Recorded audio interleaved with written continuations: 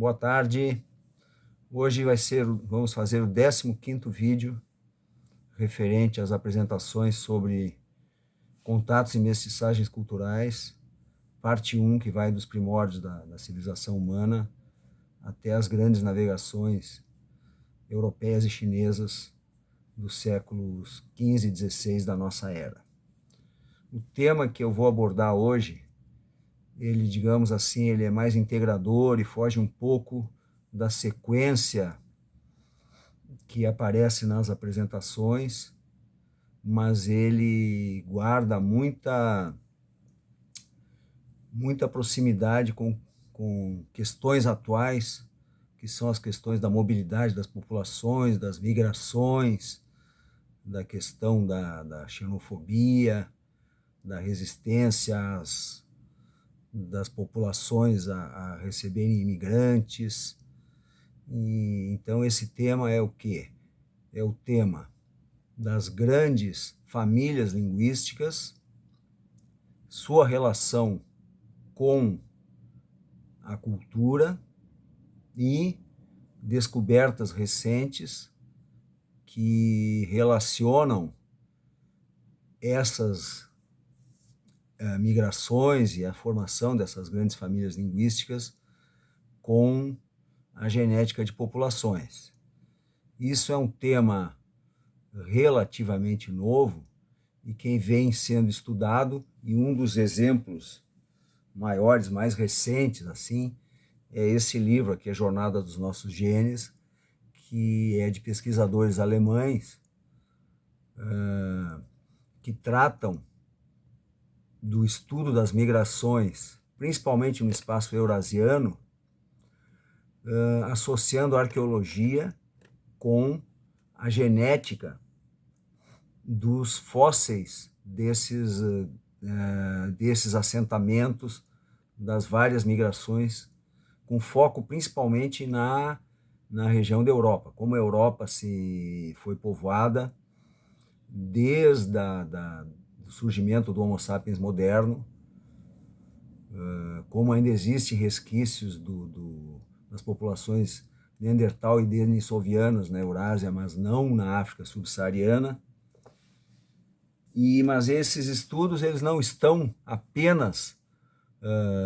esse trabalho se restringe a isso e aborda também bastante a questão da transmissão das pestes, tanto bacterianas quanto virais. Mas muitos trabalhos nessa linha não se restringem de modo algum ao espaço europeu eurasiano. Isso já vem sendo feito mundo afora, né? Claro que a Europa é um lugar privilegiado, tanto pelo interesse, quanto pelo menor tamanho, pela facilidade de conservação até de assentamentos, por clima e tudo, que é muito diferente, por exemplo, da nossa região amazônica, mas isso já se estende.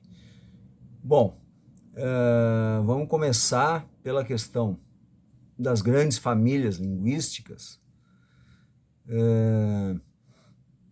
e o que isso tem a ver, assim, também de certa maneira, com as grandes famílias culturais que existem hoje no mundo. Claro que falando inicialmente do Velho Mundo, né? Depois houve a transposição, a partir do século XVI, de europeus, vamos dizer voluntariamente, e africanos compulsoriamente, para as Américas e depois para a Oceania.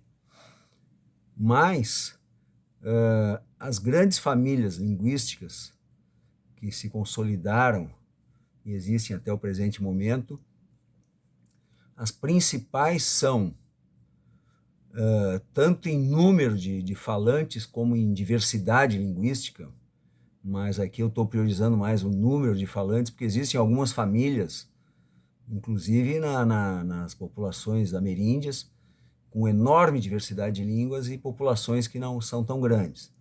Mas as grandes famílias que englobam esses dois aspectos são a indo-europeia, que o seu espaço original, não incluindo a colonização posterior da América, praticamente toda a Europa e uma parte significativa da Ásia Ocidental e do subcontinente indiano. Nós temos a sino-tibetana, que corresponde essencialmente à China, ao Tibete, como diz o nome, e é uma população enorme, e chega a partes também por diáspora e tudo do Sudeste Asiático e das Américas também. Nós temos outra grande família, que é a família afroasiática.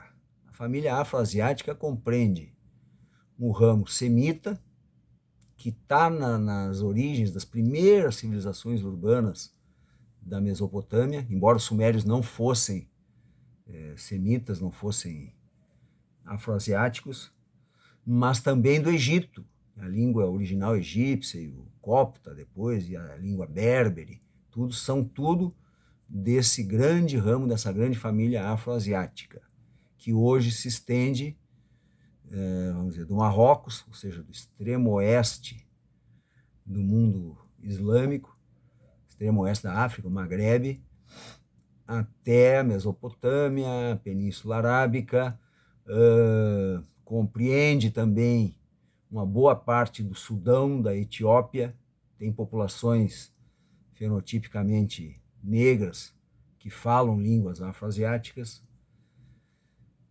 Outro grande ramo é o ramo das línguas austronésias, que também se espalha por um grande espaço geográfico, e ele corresponde às populações malaias e polinésias, que já antecipamos em uma parte, depois vai ser visto em mais detalhe, são as populações que povoaram toda a região do Pacífico, partindo da China continental, onde foram, e de Taiwan, da atual Taiwan, de onde foram deslocados pelos chineses da etnia Han, chegaram às ilhas do Pacífico, colonizaram o último espaço ainda não colonizado da Terra, que foi a Nova Zelândia, já por volta da passagem do primeiro para o segundo milênio da era atual, e avançaram também em direção a oeste pelo Índico, chegando às costas da África e à ilha de Madagascar, que hoje a língua malgache é uma língua da família austronésia, malaia e polinésia. E o grande país, maior país falante, é a Indonésia, mas tem também a Malásia, Filipinas. Existe um grupo austroasiático, ou seja, da Ásia do Sul, que não é tão grande assim, mas que engloba o vietnamita, por exemplo, o cambojano, o vietnamita. Existe o ramo Talcadai, que engloba o tailandês. As dravídicas, que são predominantemente faladas no sul da Índia. E existe um grupo, se pensava, num determinado momento do estudo da linguística, que seria uma família linguística só, que seria a Uralo-Altaica, mas são os povos que viviam naquele interlande desde da Europa Oriental até o Extremo Oriente.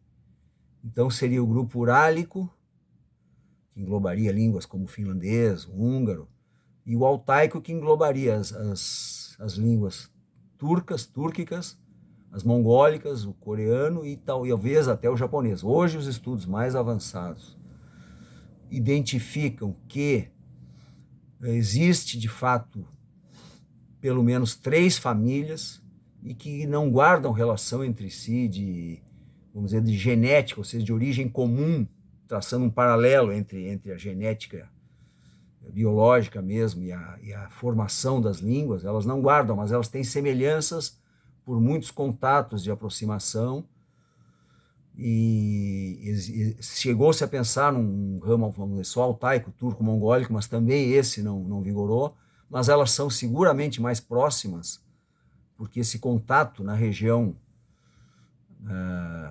do centro da Ásia centro-oriental, ali, que hoje seria ali na sul da Sibéria, norte do Cazaquistão, a região oeste da atual China, o Xinjiang, né? Dali partiram tanto os mongóis para leste quanto os turcos em direção a oeste. E conviveram, embora não fosse a mesma língua, por muito tempo. E os uralo-altaicos são, os urálicos, vamos dizer, são também chamados de fino-úgricos e são o maior grupo não indo-europeu, excetuando imigrantes recentes, claro, que vêm da África, da Ásia, até da América Latina, que não fala indo-europeu na Europa. Principalmente o húngaro e o finlandês, mas também o estoniano. E existe nessa região da Europa línguas que não são indo-europeias. No Cáucaso, vivas ainda, o georgiano é uma, e o basco, no sudoeste da França e no norte da Espanha, ainda é falado. Chegou-se a pensar em uma raiz comum ou alguma proximidade com línguas da África do Norte, no caso do basco, ou o basco com o georgiano. Não há comprovação, tudo indica que não há essa proximidade. E o basco se acredita que seja um sobrevivente dos idiomas que eram falados na Europa antes da chegada dos indo-europeus. Pois bem, é outro grupo, na realidade, muito grande, que eu tinha esquecido, é o que corresponde à maior parte da África subsaariana, da África Negra, que é o grupo nigero-congolês. Dentro dele, as línguas, vamos dizer, do ramo nigeriano, como, por exemplo, o Yorubá, Fon, Jeje, são as línguas faladas na região do Golfo de Benin, da África Ocidental até as bordas do Saara, e o outro lado, são as congolesas, são as línguas banto. O ponto inicial de dispersão dessas línguas acredita-se que seja no vale superior ali do rio Congo, e foi um processo muito longo de difusão. Se difundiu a população e a sua cultura. Algo semelhante ocorreu na Europa, e esse livro de arqueogenética, ele mostra claramente e faz associações que na Europa,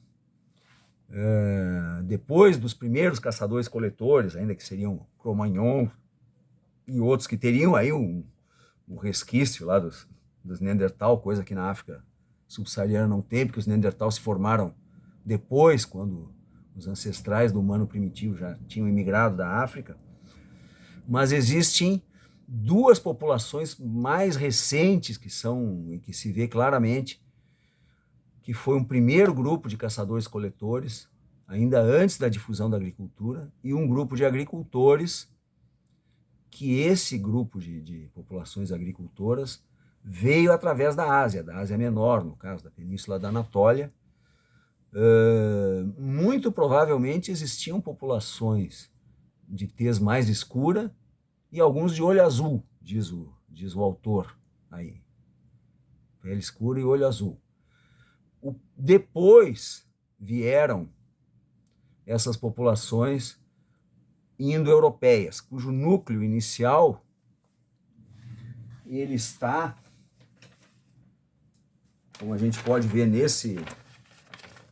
neste mapa aqui, se acredita que esteja nessa região estepária aqui, que corresponde à atual Ucrânia, e seria a cultura Yama, e que se espalhou. Parte veio em direção ao Cáucaso, parte veio em direção à Europa diretamente,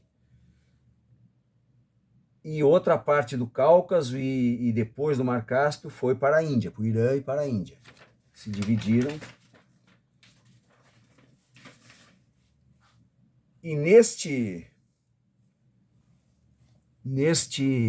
livro, ele coloca algumas coisas interessantes, como, por exemplo, as populações da Península Ibérica, onde chegaram, evidentemente, os indo-europeus. Eles chegaram através dos celtas, que se misturaram com os iberos, que era a população anterior, onde existe menos dessa genética característica, porque foi onde chegaram depois, certo?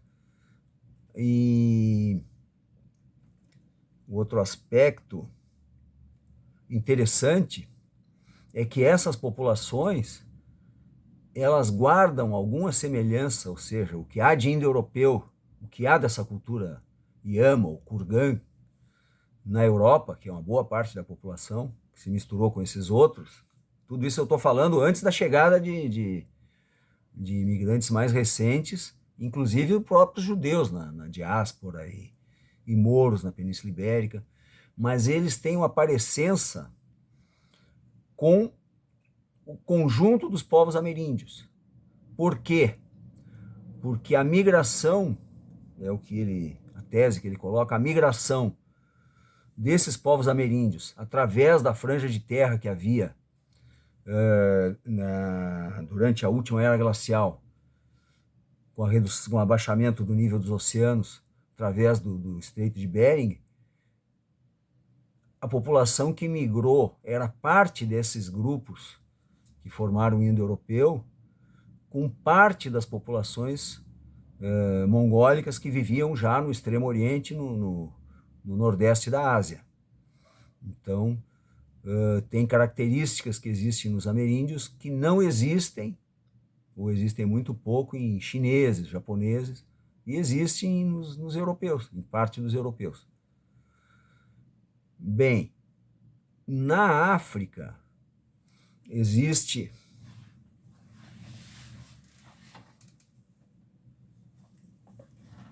um livro que traça toda a história da expansão dos Bantu, a partir do seu ponto inicial, que é um ponto que também é abordado, e trouxeram pastoreio, trouxeram agricultura, trouxeram metalurgia do ferro para a região tropical e equatorial da África, até chegarem na África do Sul. Quando os europeus lá chegaram, estavam lá os Xhosa, os Zulu, enfim, e deslocaram populações anteriores, que são os Khoisan, que é os Hotentotes e os Bosquímanos, que eram populações de caçadores-coletores. E é uma grande expansão, similar a essa de indo-europeus, dos povos semíticos também e dos malai-polinésios. Na América existe ainda, né, apesar de toda a destruição que foi feita, muito especialmente em todo o continente, mas muito especialmente aqui no Brasil e também nos Estados Unidos, mas também em toda a América Hispânica. No Caribe não sobrou nada de indígena. Se houver alguma coisa, Mas o ponto é que existem algumas famílias linguísticas, mas a diversidade é muito grande. Existiram algumas línguas francas já no período final, já depois do período clássico, onde houve a civilização maia, depois, na Mesoamérica, no altiplano ali da Cidade do México, Teotihuacan, o Nahuatl e línguas da sua família. Maia tem uma diversidade enorme. Aqui o Quechua e o Aymara dentro do Tahuantinsuyo, ou seja, do Império Incaico. E no Brasil existe uma grande família que teria um número enorme de falantes e tem uma grande diversidade e que estava caminhando para ocupar todo o litoral do que hoje é o Brasil, que é o grupo tupiano, ou seja, Tupi-Guarani, que hoje se acredita que foi uma expansão em forma de tenaz do berço original na região, nos rios da margem direita do Amazonas, ali junto à fronteira atual com a Bolívia e com o Peru. Uma parte desceu a Bacia do Prata, aí temos os Guaranis, temos Tupiniquim.